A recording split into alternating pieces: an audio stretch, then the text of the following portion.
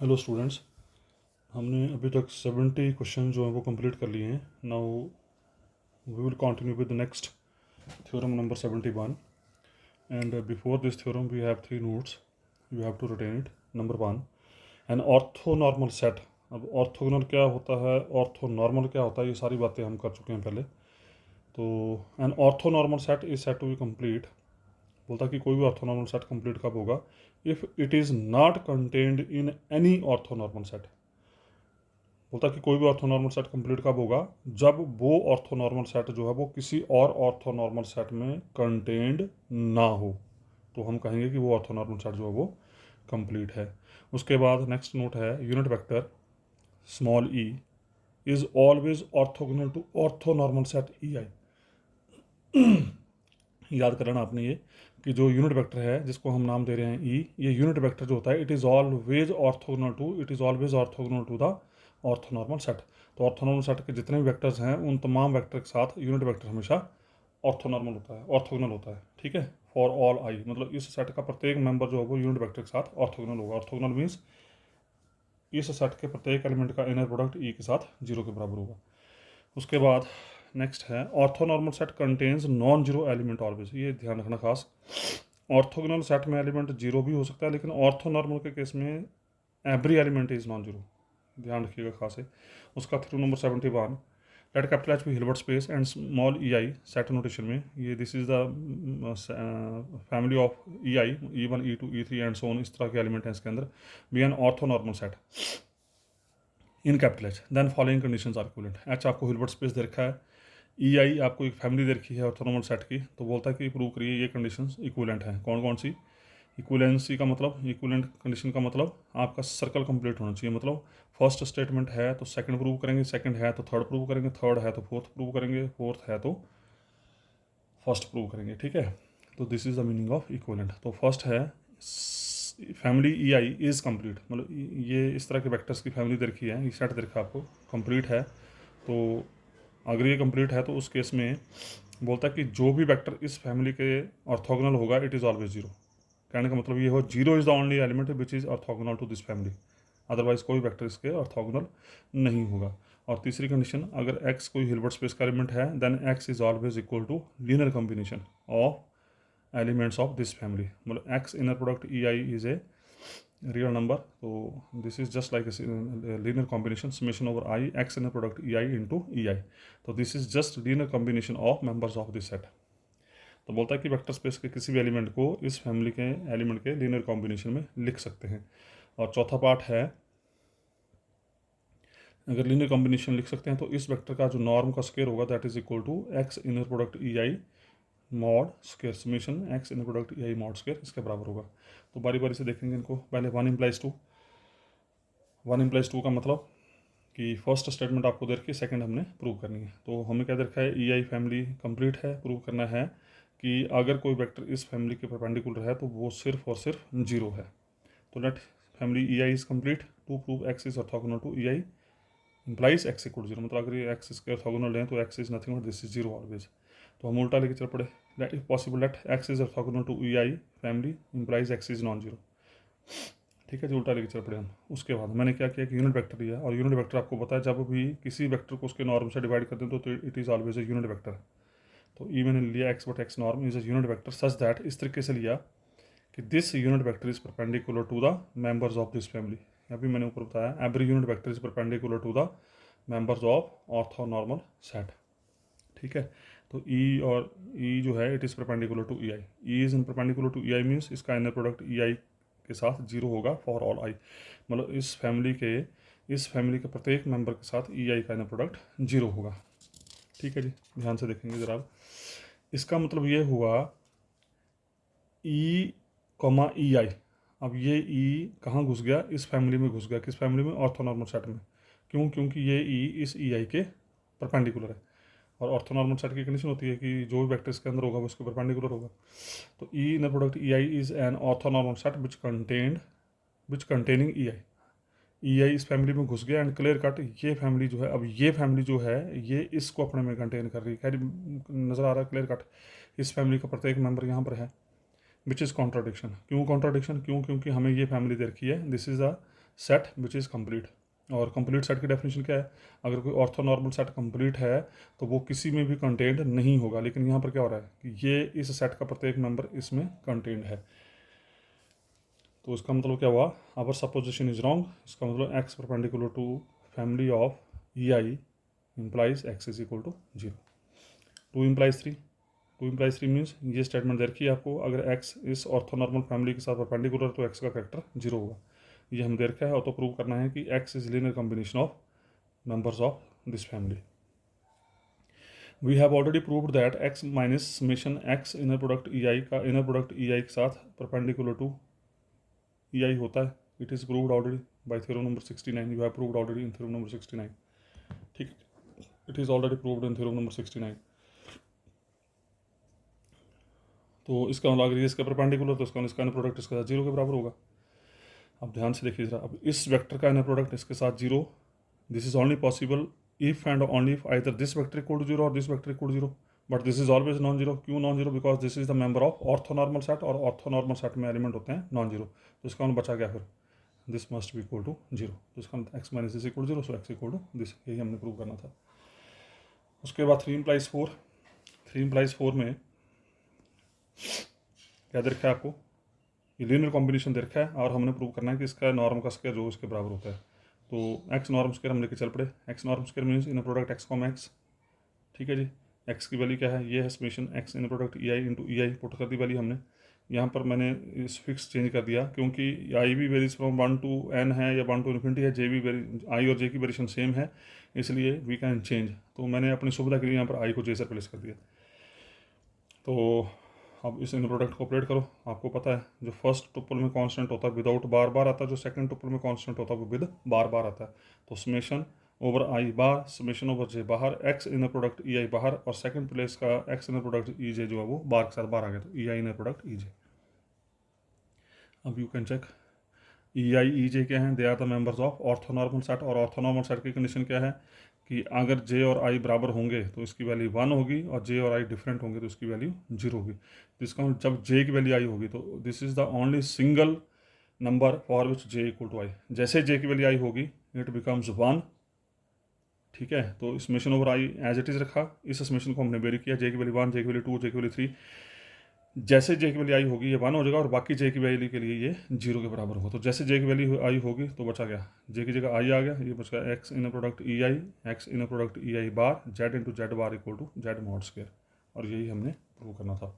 उसके बाद 4 implies 1, 4 implies 1 का मतलब अगर ये नॉर्म स्क्वायर इसके बराबर है तो उस केस में ये ई आई फैमिली जो है वो ऑर्थोनॉर्मल सेट की फैमिली जो वो कंप्लीट होगी। तो देखते हैं, let x belongs to S such that x norm square equal summation over i x e I norm mod square it is given to prove e i ये family orthonormal set की family जो it is complete. तो हम उल्टा लेके चल पड़े, a possible that e I family is not complete. This imply E I is proper subset of an orthonormal set E i comma ई। ठीक है जी, अगर ये कंप्लीट नहीं है, अगर ये कंप्लीट होता तो उसका मतलब ये किसी और ऑर्थोनॉर्मल सेट में कंटेंट नहीं होता, क्योंकि ये कंप्लीट नहीं है तो उसका मतलब किसी और ऑर्थोनॉर्मल सेट में कंटेंट होगा। नाउ मैंने क्या किया यहाँ पे, ये जो गिवन है इसमें एक्स को मैंने ई से रिप्लेस कर दिया, एक्स को मैंने ई से रिप्लेस कर दिया, तो क्या बनेगा? ई norm square equal summation E inner product E I mod square. ठीक है जी, लेकिन ई और ई आई आपस में परपेंडिकुलर हैं, अगर ई और ई आई आपस में परपेंडिकुलर है तो उनका इनर प्रोडक्ट 0 हो जाएगा, इसका मतलब सम 0 हो गया, इसका मतलब ई नॉर्म 0 हो गया, इसका मतलब ई 0 हो गया, विच इज़ नॉट पॉसिबल। क्यों? क्योंकि E is a unit vector, और यूनिट वेक्टर का मैग्नीट्यूड हमेशा 1 होता है, इसलिए अवर सपोजिशन इज रॉन्ग। सो ये फैमिली जो है इट इज़ कंप्लीट। अब ये जो नेक्स्ट क्वेश्चन है 72, 73, ये क्वेश्चंस इसी ही 71 के ही प्रारूप हैं, तो थोड़ा ध्यान से देखेंगे आप लोग ज़रा इनको। सेम है, देखिए ज़रा, ये जो 4 स्टेटमेंट्स थी 71 में, वो 4 स्टेटमेंट्स को अलग अलग तरीक़ों से पूछा गया। देखो ज़रा, show that in an Hilbert space H an orthonormal set S. अब जो फैमिली ई आई हम ले रहे थे 71 में, वहाँ पर उसकी जगह पर एस दे रखा है, is complete if and only if X perpendicular to S implies X equal to 0। ये आपकी first implies second, 1 implies 2, one का जो वन इम्प्लाइज टू है that is in the shape of question number 72, लेकिन यहाँ पर क्या किया है, फैमिली ई आई की जगह उसने ऐसा सेट दे रखा है बस, it is the difference only. तो सेम प्रोसीजर रहेगा, given s is complete to prove x is perpendicular to s implies x is not equal to x is equal to 0, sorry this is x equal to 0, ध्यान रखिएगा। तो अगर x s के perpendicular तो x जो है वो 0 के बराबर है। तो e ले लिया हमने, सेम प्रोसीजर, यूनिट वेक्टर ले लिया, यूनिट वेक्टर लेने के बाद every unit vector is perpendicular to every orthonormal basis, orthonormal set के हर एक एलिमेंट के साथ परपेंडिकुलर होगा, तो उसमें e इसके अंदर घुस गया, which is contradiction of hypothesis. Why it is contradiction? Because s it is given s is complete and जो सेट कंप्लीट होता है वो किसी और ऑर्थोनॉर्मल सेट में कंटेंड नहीं होता है, लेकिन यहाँ पर क्या एस इसमें कंटेंड है। इसका मतलब क्या हुआ, कॉन्ट्राडिक्शन। उसका मतलब X is perpendicular to S implies X is equal to 0। ठीक है जी। तो कन्वर्स उल्टा, given S X is perpendicular to S implies X equal to 0, ये दे रखा है, प्रूव करना है एस कंप्लीट है, तो लेके चल पड़े। ये possible that S is not complete, then there exist a unit vector E such that S comma E is an orthonormal set properly consisting the set S, since S comma E is orthonormal set, क्योंकि orthonormal तो E S के perpendicular होगा। अगर E S के perpendicular होगा तो इसका मतलब E is equal to 0, because why it is 0, क्योंकि इट इज़ गिवन कि जो भी वेक्टर एस के परपेंडिकुलर है, जो भी वेक्टर एस के परपेंडिकुलर है वो 0 के बराबर है, क्योंकि ई एस के परपेंडिकुलर है तो उसका ई आपका 0 हो गया, विच इज़ कॉन्ट्राडिक्शन, क्योंकि ई तो यूनिट वेक्टर है, तो उसका एस इज कंप्लीट। तो 73 भी 71 का ही प्रारूप है, पूछा गया, show that in a Hilbert space H an orthonormal set E I is complete if and only X is perpendicular to this implies X equal to 0। तो I think you can do it easily. Give example of a orthonormal set. अब बोल रहे हैं orthonormal set का example दीजिए ज़रा। तो example क्या है देखिए ज़रा, याद करना आपने, इन हिल्बर्ट स्पेस L2n, ये देख चुके हैं आप, बनाक स्पेस में भी देख चुके हैं, हिल्बर्ट स्पेस में भी देख चुके हैं। तो L2n का मतलब क्या है कि इसमें जो भी आप एलिमेंट उठाएंगे, एक तो वो एन टुपल टाइप का होगा, the set E1 E2 so on En where EI is the N tuple with 1 in ith position, मतलब ith place, and 0 in 0 elsewhere is a orthonormal set. ये ऑर्थोनॉर्मल सेट होता है, पता है आपको। E1 का मतलब 1 आएगा फर्स्ट प्लेस में, बाकी सब जगह 0, मतलब जो पैर में सुफिक्स है उसके हिसाब से 1 की पोजीशन होगी। अगर पैर में 2 है तो इसका मतलब 1 दूसरी पोजीशन में आएगा, पैर में 3 है तो 1 तीसरी पोजीशन में आएगा, और बाकी पोजीशनों में सारे 0 होंगे। तो E1 ले लिया 1 0 0 0 सोन 0, E2 ले लिया 1 0 1 0 0 सोन 0, एंड सोन En ले लिया 0 0 सोन 1। ये हमने ले लिया ऑर्थोनॉर्मल सेट। ठीक है जी। अब L2n में मैंने एक वेक्टर उठाया, L2n में वेक्टर उठाया, और L2n की डिफाइनिंग क्या थी, L2n में जो भी वेक्टर उठाते हैं उसका नॉर्म क्या होता है, ये होता है, यू हैव ऑलरेडी स्टडीड। ये आप बड़े अच्छे तरीके से बनाक स्पेस में भी स्टडी कर चुके हैं, L2n, और हिल्बर्ट स्पेस में भी स्टडी कर चुके हैं, तो इसमें कोई ज़्यादा दिक्कत वाली बात नहीं है। जो भी इस स्पेस में एलिमेंट उठेगा उसका नॉर्म जो होगा that is given by this result. ठीक है, so this imply E I norm, therefore E I norm is equal to 1, E I norm is equal to 1 by theorem number 59, you can check theorem number 59 से it becomes 1। और वैसे भी ई i का inner product E I के साथ 1, same vectors का same orthonormal set के same vector का इनर प्रोडक्ट 1 होता है, तो उसका e I norm square equal to 1, दोनों साइड स्क्वायर रूट ले लिए, तो e I norm is equal to 1। Okay, also y ले लिए एक और एलिमेंट, तो उसका वाई एन टुपल टाइप का होगा। उसके बाद एक्स इनर प्रोडक्ट वाई, आपको पता स्टैंडर्ड डिफाइनिंग है ये, एक्स इनर प्रोडक्ट वाई, अगर एक्स वेन टुपल टाइप का, वाई वेन टुपल टाइप का है, तो इनका इनर प्रोडक्ट होता है summation i varies from 1 to n x i y i बार। ठीक है जी। अब जो आपको ई आई फैमिली दे रखी है उसका डिफरेंट वेक्टर का इनर प्रोडक्ट लिया, पहले E1 का इनर प्रोडक्ट E2 के साथ लिया, E1 का इनर प्रोडक्ट E2 के साथ, E1 क्या है ये, ठीक है, डॉट, इसका इनर प्रोडक्ट डॉट नहीं सॉरी, इसका इनर प्रोडक्ट E2 के साथ, E2 का है 0 1 0 0, और ये इनर प्रोडक्ट डिफाइन करके दे रखा है x i y i bar. X आई के हैं ये x1 x2 सोन xn, वाई आई के हैं y1 y2 सोन yn। तो इन दोनों का इनर प्रोडक्ट ऐसे डिफाइन किया, कैसे डिफाइन किया, x1 y1 की गुणा x1 की गुणा y1 बार के साथ, जमा x2 की गुणा y2 बार के साथ, जमा x3 की गुणा y3 बार के साथ, एंड सो, और अल्टीमेटली दिस सम इज 0, इसका मतलब E1 inner product E2 is equal to 0। Similarly E1 का इनर प्रोडक्ट E3 के साथ 0, E1 का इनर प्रोडक्ट E4 के साथ 0, एंड सोन, फिर E2 का इनर प्रोडक्ट E3 के साथ 0, E2 का इनर प्रोडक्ट E4 के साथ 0, एंड सो। तो अल्टीमेटली हमने ये देखा यहाँ पे कि ई आई अगर डिफरेंट हैं, अगर आई और जेड डिफरेंट हैं, तो इनका इनर प्रोडक्ट 0 आ रहा है, और अगर आई और जे सेम है तो इनर प्रोडक्ट 1 के बराबर आ रहा है। तो इसका मतलब क्या हो गया, this is nothing but this is the family so called orthonormal set. So this is the family which is known as orthonormal set, simple. ठीक है जी। उसके बाद question number 75। Question number 75 is again very important question and basic question है, ये याद भी करना अपने स्टैंडर्ड रिजल्ट है। An orthogonal set of non zero vectors, mind it, this is very important here.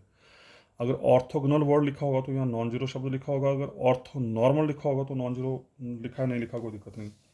N orthonormal set of non zero vector is linear independent. तो हमने prove करना है कि अगर ऑर्थोगोनल सेट है आपके पास नॉन जीरो वेक्टर्स का, नॉन जीरो वेक्टर्स का ऑर्थोगोनल सेट अगर के पास है तो वो हमेशा लीनियर इंडिपेंडेंट होता है। और किसी भी सेट को आपने प्रूव करना लीनियर इंडिपेंडेंट है, डिपेंडेंट है, प्रूव करने का तरीका आप काफ़ी लोअर क्लासेस इसको पढ़ते आ रहे हैं कि जब भी आपने किसी भी वेक्टर के सेट को लीनियर इंडिपेंडेंट प्रूव करना होता है तो सबसे पहले क्या होता है, हम उन वेक्टर्स का लीनियर कॉम्बिनेशन लिखते हैं। ये ले लिया हमने, let S equal to E I be orthogonal set, be set of non zero orthogonal, be orthogonal set of non zero vectors ले लिया हमने। तो हमने प्रूव करना है कि ये लीनियर इंडिपेंडेंट है। तो लीनियर इंडिपेंडेंट प्रूव करने के लिए क्या करते हैं, इस सेट के वेक्टर्स को लीनियर कॉम्बिनेशन के बराबर, लीनियर कॉम्बिनेशन में लिखो, इस सेट के वेक्टर्स को लीनियर कॉम्बिनेशन में लिखो, नंबर 1। नंबर 2, उस लीनियर कॉम्बिनेशन को जीरो के बराबर पुट करो, और जीरो के बराबर पुट करने के बाद प्रूव कर दो कि सारे कॉन्स्टेंट्स जो हैं वो जीरो के बराबर हैं। If it is then we say these vectors are linear independent. और अगर एक भी कांस्टेंट नॉन जीरो हो गया तो ये बन जाएगा लीनियर डिपेंडेंट। ठीक है जी। तो हमने क्या किया, alpha 1 E1 plus alpha 2 E2 plus 1 plus alpha n e n equal zero, linear combination zero के बराबर ले लिया। Where alpha e are coming from some field capital F. इस सम को इस फॉर्म में लिख दिया, i varies from 1 to n alpha e i equal zero. अब हमने क्या किया, इस सम का इनर प्रोडक्ट इस सेट के किसी भी वेक्टर के साथ ले लिया। ये जो ऑर्थोगोनल वेक्टर दे रखा है, सॉरी ऑर्थोगोनल सेट दे रखा है, वेक्टर्स का ये जो ऑर्थोगोनल सेट दे रखा है, इस सेट के किसी भी वेक्टर के साथ इस सम का हमने इनर प्रोडक्ट ले लिया, लेके चल पड़े। अब फिर वही summation alpha E first tuple में तो विदाउट बार बाहर ई आई इनर प्रोडक्ट ई जे, फिर वही because E I E J are members of orthogonal set, if they are members of orthogonal set तो क्या होगा, डिफरेंट के लिए इनर प्रोडक्ट जीरो हो जाएगा।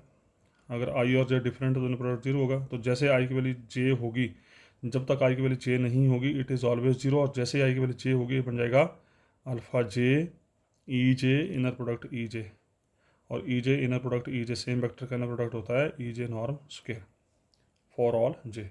This is true for all j. ठीक है, but this sum is equal to zero. If this sum equal to zero तो यहाँ रखा, और इनर प्रोडक्ट में एक वेक्टर अगर जीरो के बराबर हो तो इनर प्रोडक्ट जीरो होता है। तो इसका मतलब alpha J E J norm square equal to zero, ये पुट कर दिया। ये जीरो के बराबर दे रखा है तो इसका मतलब ये इनर प्रोडक्ट जीरो हो गया। दोनों को कंबाइन किया तो इसका मतलब alpha J E J norm square is equal to zero for all j. लेकिन ये जीरो होगा नहीं because this is given, it is given in the question every e j is non zero. तो इसका मतलब alpha j equal to zero for all j, इसका मतलब alpha 1 alpha 2 so on alpha equal to zero, और सारे constant zero हो गए। तो इसका मतलब ये सेट आपका लीनियर इंडिपेंडेंट हो गया। ठीक है जी। नेक्स्ट क्वेश्चन है 76। सेम इसी तरह का है, हल्का सा फर्क है यहाँ पे। वहाँ थे ऑर्थोगोनल सेट, यहाँ पर आ गया ऑर्थोनॉर्मल सेट। तो prove that N orthonormal set in Hilbert space is linear independent. तो ऑर्थोगोनल में नॉन जीरो वर्ड यूज़ किया था, ऑर्थोनॉर्मल में नॉन जीरो वर्ड नहीं होगा। क्यों? क्योंकि ऑर्थोनॉर्मल में वेक्टर आपके नॉन जीरो होते हैं। Let S equal to E I set notation be an orthonormal set in capital H, and let linear combination zero ले लिया। सेम प्रोसीजर, इस लीनियर कॉम्बिनेशन का इनर प्रोडक्ट इसी ऑर्थोनॉर्मल सेट की family के किसी वेक्टर के साथ लिया, लेके चले। Summation alpha E first tuple में विदाउट बार बार आ गया, ई आई इनर प्रोडक्ट ई जे, जैसे आई की वैल्यू जे होगी ये वन हो जाएगा, क्योंकि ऑर्थोनॉर्मल सेट है, ऑर्थोनॉर्मल सेट है तो ये वन हो जाएगा। लेकिन ऑर्थोगोनल के केस में वन नहीं होना था, ऑर्थोगोनल के केस में it becomes E J norm square. लेकिन ऑर्थोनॉर्मल के केस में हमारे पास प्रॉपर्टी है कि दोनों का अगर दोनों वेक्टर सेम हो तो उन्हें प्रोडक्ट वन के बराबर होता है।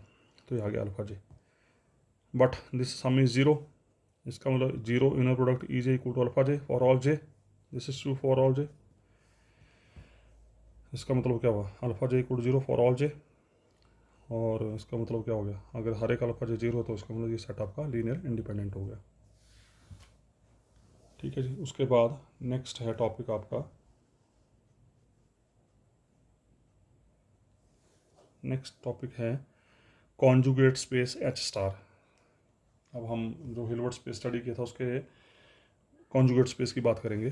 देखिए ज़रा, very important theorem, 77 is one of the very important theorem, और सिटिंग भी है साथ में, याद भी करना है इस रिजल्ट को। Let small Y be fixed vector in Hilbert space H. ठीक है जी, ध्यान रखना है, एच का एक एलिमेंट हमने फिक्स कर दिया है, वाई फिक्स कर दिया। लेट कैपिटल एफ पैर में Y be a scalar valued function on H defined by. उसके बाद मैंने एक फंक्शन डिफाइन किया कैपिटल एफ पैर में Y, capital F Y of X, ये डिफाइन किया मैंने। This is nothing but this is inner product of X comma Y for every element of H. मतलब जो ये सुफिक्स है पैर में, इसका इनर प्रोडक्ट एच के प्रत्येक एलिमेंट के साथ लिया और उसको नाम दे दिया एफ वाई एक्स। तो हमने प्रूव करना है, अगर ये ऐसा है तो ये एफ वाई जो होगा इट इज़ फंक्शनल। और फंक्शनल क्या होता है, you know very well. Functional means number one it must be linear, number two it must be continuous means bounded. ठीक है, तो show that F Y is a functional in H star. तो ये prove करना है F Y जो H star का functional है, that is F Y is continuous linear functional. ठीक है जी, ऑन कैपिटल एच। फर्दर उसका फिर प्रूव करेंगे हम, show that Y norm is equal to F Y norm. फिर प्रूव करेंगे हम बाई नॉर्म जो that is equal to F Y norm, that is F Y is norm preserving. This is the property of norm preserving. तो इसकी बाद में करेंगे बात, तो पहले हम प्रूव करेंगे कि एफ वाई जो है वो फंक्शनल है। तो चलते हैं प्रूव की तरफ, सिंपल है, कोई दिक्कत नहीं है।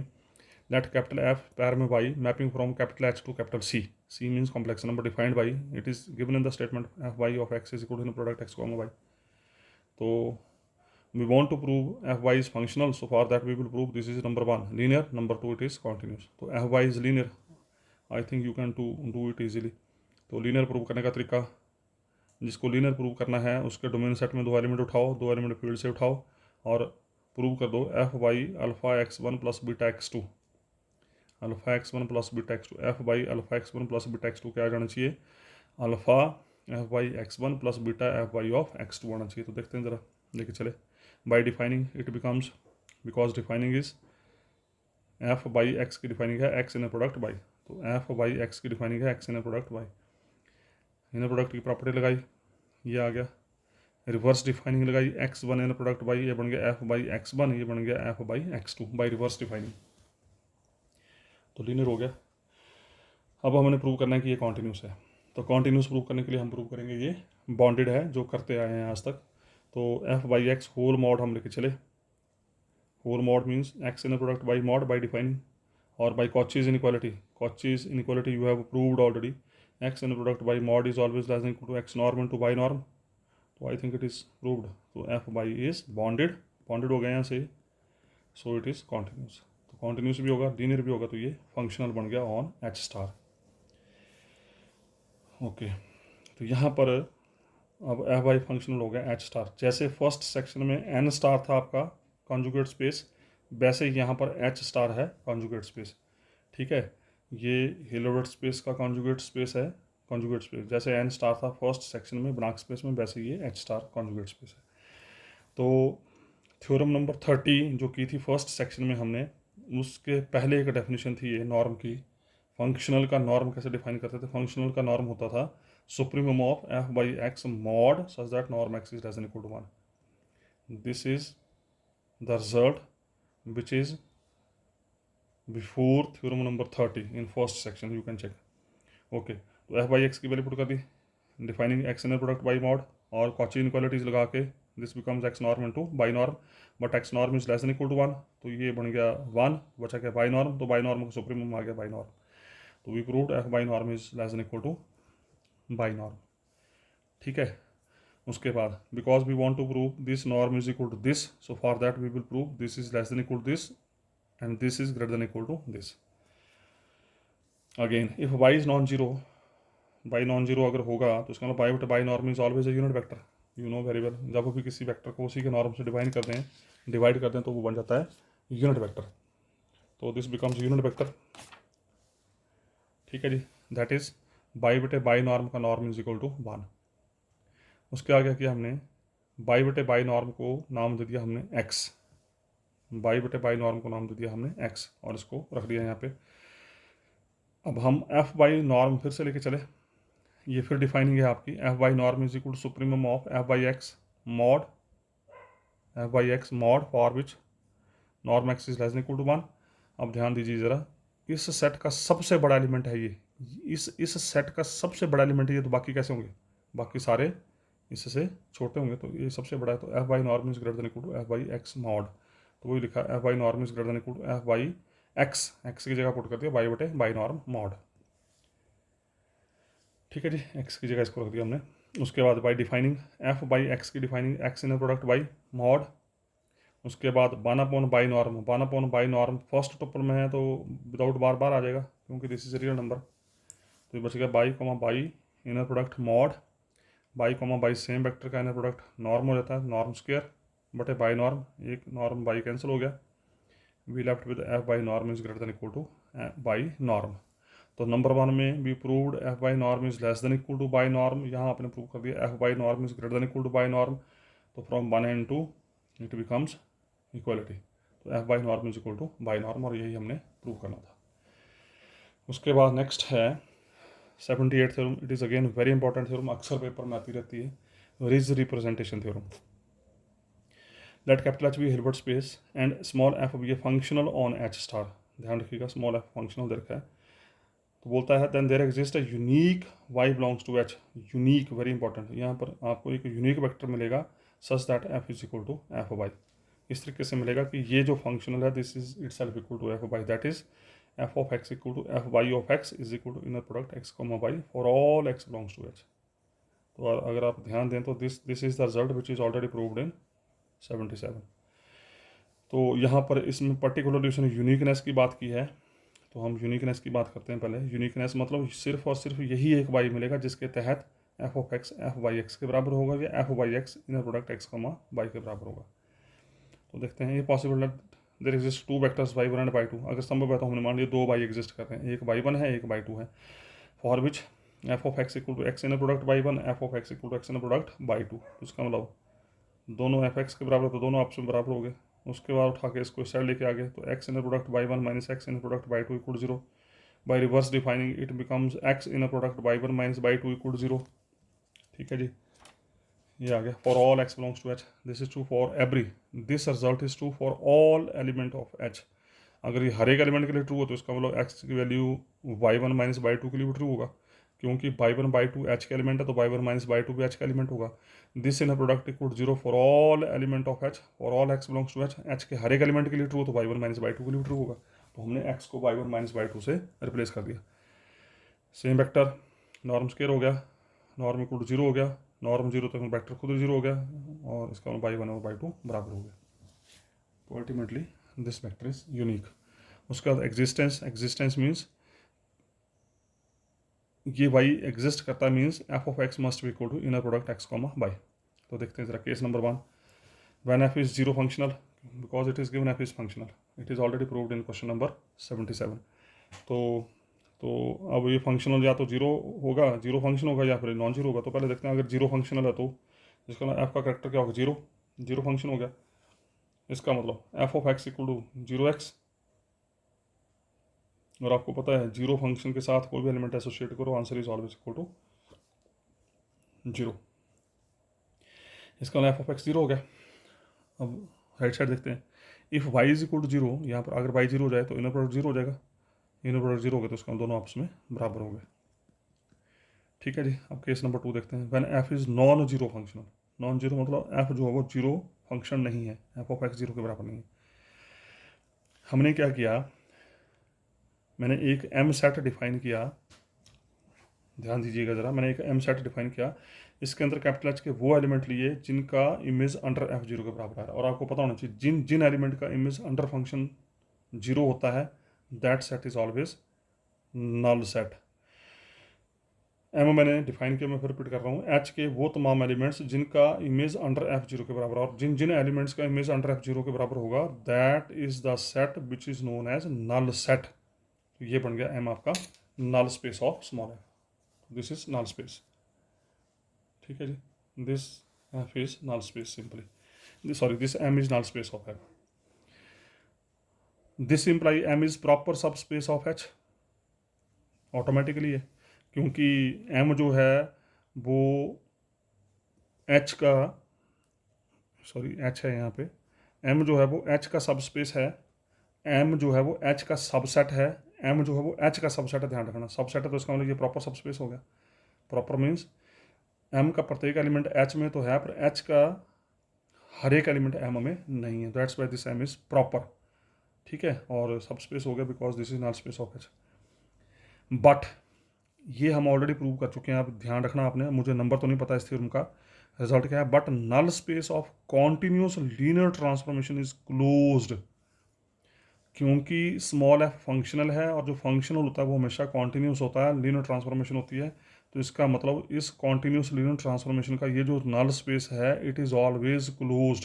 और ये आप प्रूव कर चुके हैं फर्स्ट सेक्शन में, कहीं आपने ओपन मैपिंग थ्योरम प्रूव की होगी, उस ओपन मैपिंग थ्योरम के इमीडिएट पहले वहाँ पर ये रिजल्ट आपने प्रूव किया कि नल स्पेस और रेंज स्पेस जो है वो कॉन्टिन्यूस लीनियर ट्रांसफॉर्मेशन, अगर कॉन्टिन्यूस लीनियर ट्रांसफॉर्मेशन का नल स्पेस और कॉन्टिन्यूस लीनियर ट्रांसफॉर्मेशन का रेंज स्पेस हमेशा क्लोज्ड होते हैं, it is already proved in first section before open mapping theorem. तो इसका मतलब ये एम हो गया क्लोज्ड, एम एच का सब स्पेस भी बन गया, एम क्लोज्ड भी हो गया, तो इसका मतलब एम इज़ प्रॉपर क्लोज्ड सब स्पेस ऑफ एच। और अगर एम एच का प्रॉपर क्लोज्ड सब स्पेस है तो ये एम बन गया आपका, सॉरी, तो 63 थ्योरम में हम प्रूव कर चुके हैं कि अगर एम आपका एच का प्रॉपर क्लोज्ड सब स्पेस है तो इस एच के पास आपको ग्रंटेड एक नॉन जीरो वेक्टर मिलेगा जेड नॉट, जो इस एम के ऑर्थोगोनल होगा। इस एच का एक नॉन जीरो वेक्टर मिलेगा आपको जो इस एम के ऑर्थोगोनल होगा by theorem number 63, it is proved.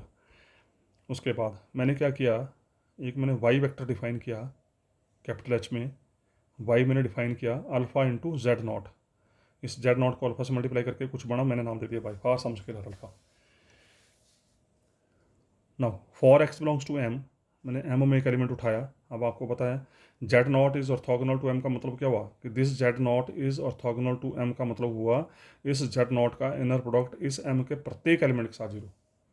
तो मैंने क्या किया, एक्स एम में उठाया, तो इसका मतलब इस जेड नॉट का इनर प्रोडक्ट,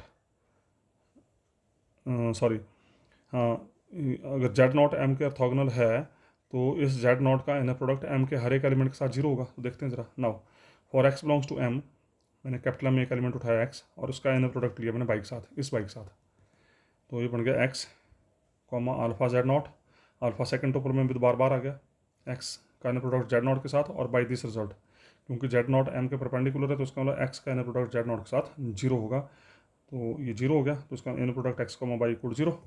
अब ध्यान से सोचें ज़रा, आप लोग ध्यान से देखना ज़रा,